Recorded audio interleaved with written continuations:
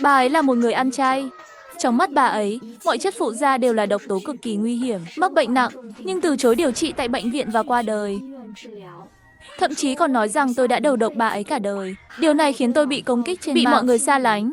Cuối cùng, tôi cũng lâm vào cảnh buồn bã và khi mở mắt ra, tôi quay lại ngày mà mẹ tôi tuyên bố cả gia đình phải theo chủ nghĩa ăn chay. Thức ăn phải hoàn toàn tự nhiên, đồ dùng càng không được chứa chất phụ gia. Trước đây chỉ mình tôi thực hiện điều này. Bây giờ cả nhà đều phải tuân theo. Mọi người hiểu rõ chứ? Mẹ, con đồng ý với cách làm của mẹ. Hiện nay ông nhiễm thật sự nghiêm trọng. Không phải đồ tự nhiên thì không thể yên tâm được. Thấy có người ủng hộ, mẹ tôi lập tức quyết định thực hiện ngay. Là một người ủng hộ mẹ mình, tôi lập tức vứt bỏ hộp kem dưỡng da trẻ em mang về. Đây là chị dâu Ngô Quyên nhờ tôi mang về cho cháu gái vì con bé bị dị ứng. Nhưng tôi nghĩ những thứ này đều có độc.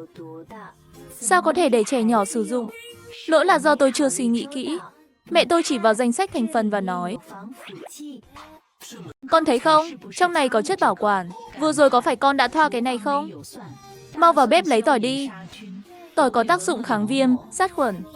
Tôi còn chưa kịp nói xong thì mẹ tôi đã mang tỏi tới. Trà sát khắp mặt của Vân Vân. Nước ép cây nồng làm cho nốt mẩn đỏ do dị ứng.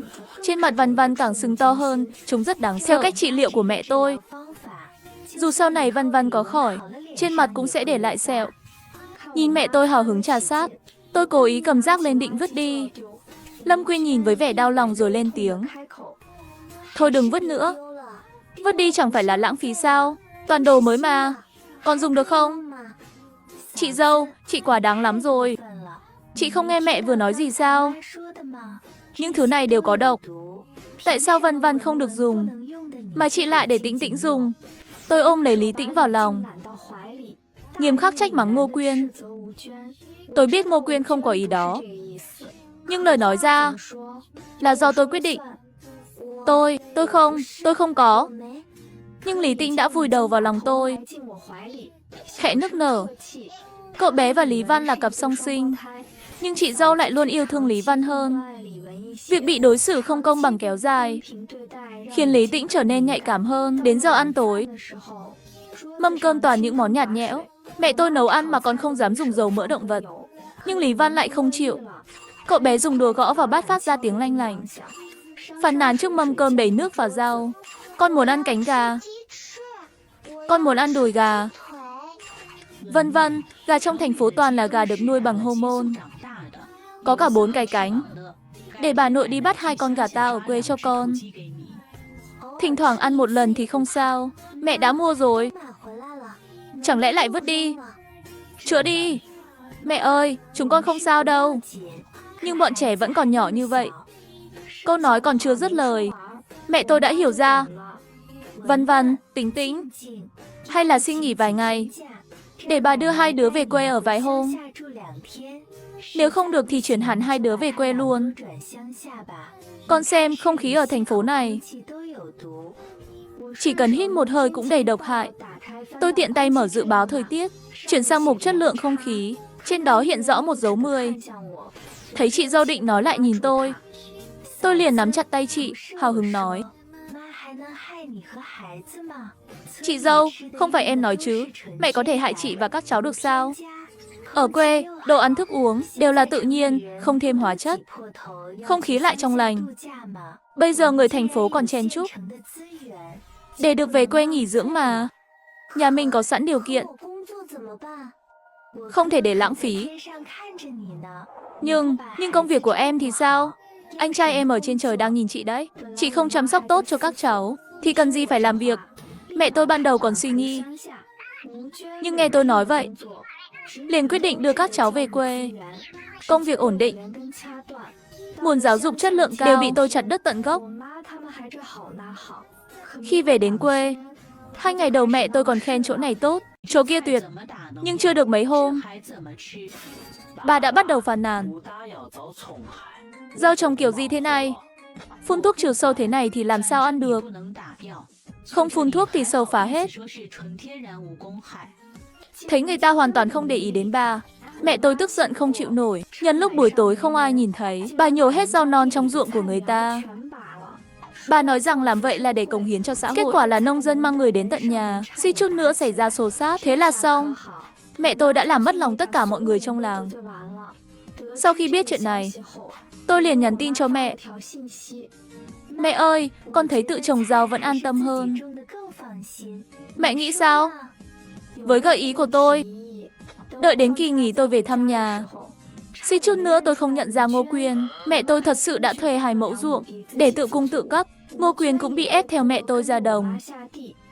Làn da trắng mịn màng của chị dâu ngày xưa giờ đã trở nên thô ráp đen sạm.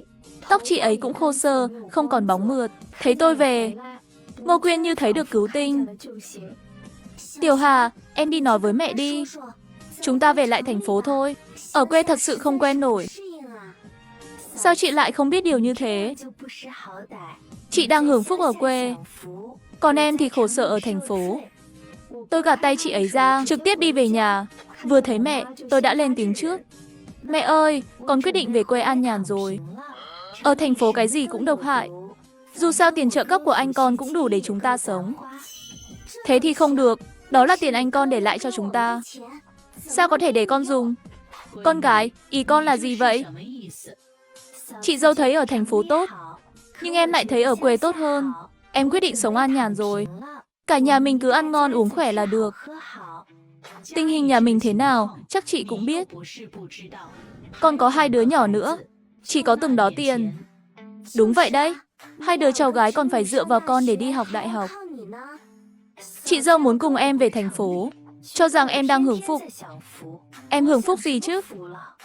Đã vậy, nếu mọi người nói thế, từ giờ em sẽ không về nữa, để khỏi bị phiền. Nói xong, em chạy ra ngoài. Thấy vậy, ra ngoài rồi vẫn nghe thấy tiếng 2 người cãi nhau. Thỉnh thoảng còn xen lẫn tiếng 2 đứa nhỏ. Ai bảo các người làm cô tức giận bỏ đi. Sau khi em rời nhà, một thời gian dài không ai làm phiền em. Nhưng thời gian yên ổn không kéo dài. Một đêm khuya, Ngô Quyên đột nhiên gọi điện cho em. Tiểu Hà, Văn Văn, sốt rồi, mẹ em không cho đi bệnh viện, giờ làm sao đây? Em qua loa bảo mẹ em gọi 120. Sau đó gọi điện cho mẹ em. Mẹ ơi, chị dâu bảo con về nhà đưa cháu đi tiêm. Phải làm sao đây? Đừng nghe nó nói bậy. Đây là cơ thể đang thải độc, ăn bao nhiêu nấm chất phụ ra. Giờ là lúc độc tố phát ra. Ra chút mồ hôi là xong thôi. Đến nửa đêm, em thấy mẹ đăng video lên mạng xã hội. Trong video, mặt Văn Văn đỏ bừng, nhỏ xíu mà sốt cao không dứt. Tóc ướt đẫm mồ hôi. Cháu gái lớn cuối cùng đã thải độc xong. Hạ sốt rồi. Mẹ em khuyên mọi người đừng tiêm hormone cho trẻ. Đừng cho uống thuốc hormone. Đến ngày hôm sau, mọi người mới phát hiện một bên tai của Lý Văn đã bị điếc. Chuyện này là do Lý Tĩnh kể lại với em.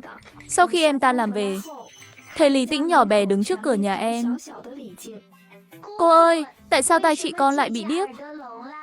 Bà nội bảo là lỗi của con. Bà nói con mệnh cứng. Khắc cháu trai, khắc chị con. Con bé ở nhà em 1 tuần. Ngày nào em cũng gọi đồ ăn ngoài cho nó. Mua trái cây nhập khẩu. Dẫn nó đi công viên giải trí. Em còn trang điểm thật đẹp cho nó. Nó vui vẻ chụp rất nhiều ảnh. Nhìn em với ánh mắt đầy hy vọng. Cô ơi, con có thể không về không? Con ở đây lâu như vậy, họ không tìm con sao? Ánh sáng trong mắt Lý Tĩnh vụt tắt. Không, họ biết con ở chỗ cô, nhưng không tìm con. Cô ơi, con không muốn đi học nữa. Con muốn đi kiếm tiền. Con cũng không muốn sống với bà nội. Con thấy bà quê mùa lắm. Mẹ cũng không thương con.